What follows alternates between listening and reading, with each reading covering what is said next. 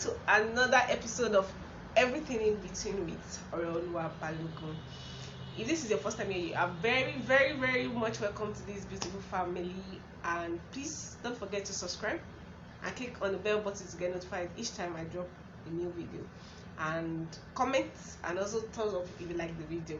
So please watch to the end.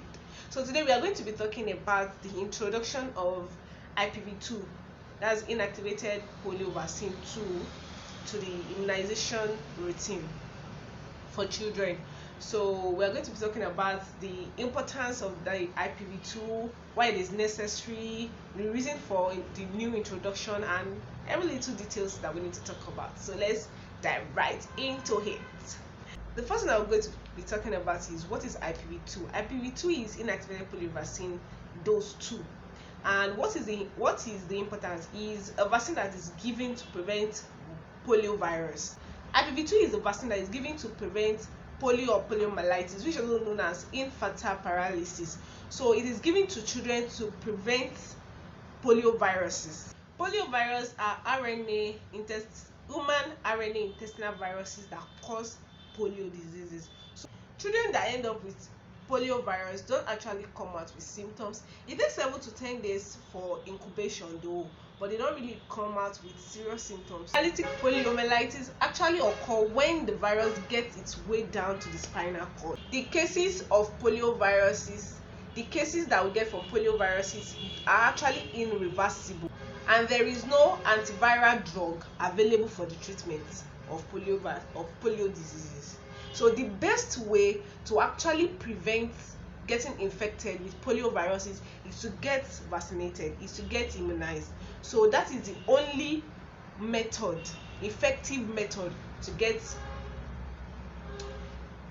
make sure that a child does not get infected by the polio virus. So we are talking about the introduction of IPV2, inactivated polio vaccine 2, and before we talk about that, let's talk a little bit about OPV. OPV is oral polio vaccine, which is given to the child, I think, in 2 doses, at birth and at 6 weeks. And this is an oral vaccine. It comes in 2 drops into the baby of the mouth, and these go through the mouth into the gut, and it creates immune in 3 places. That is, the child mounts immune response in 3 different places. The first place where the immune response is mounted is number 1, in the blood, that is to prevent the virus from invading the nervous system, and number 2, in the mouth, by preventing the virus from being shed out or spread through the mouth, because it can, one of the mode of transmission of polio virus is through oral. The third place is it mounts the immune response in the gut, which prevents the virus from coming in or going out. Despite the fact that we have OPV in 2 doses, why do we have to introduce an IPV2? We introduce IPV2 to actually cover up the gap that the OPV2 leaves. It's just to double check. IPV2 closes the immunity gaps that OPV leaves. It's just double checking, just to make sure there is no room for chances, just make sure that everything is on point. That is the reason why IPV2 is being introduced, which is reasonable if you ask me.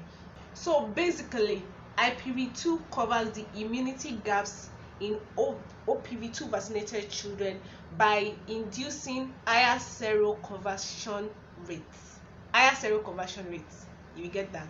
So it's just to cover up any lapses or any gap, and to make sure that everything is on point. I think I've said that almost 3 times already. So IPV2 is introduced at 6 weeks for the first dose, and also introduced at 14 weeks for the second dose. And with that, the baby is healthy and is prevented from getting infected by polio virus. So guys, let me know if you have learned 1 or 2 things from this video in the comment section, and if there is any other question that you want me to answer, or any other thing that you want me to talk about as regard child immunization and vaccination, let me know also in the comment section, and I'm going to see you guys on my next. Bye bye.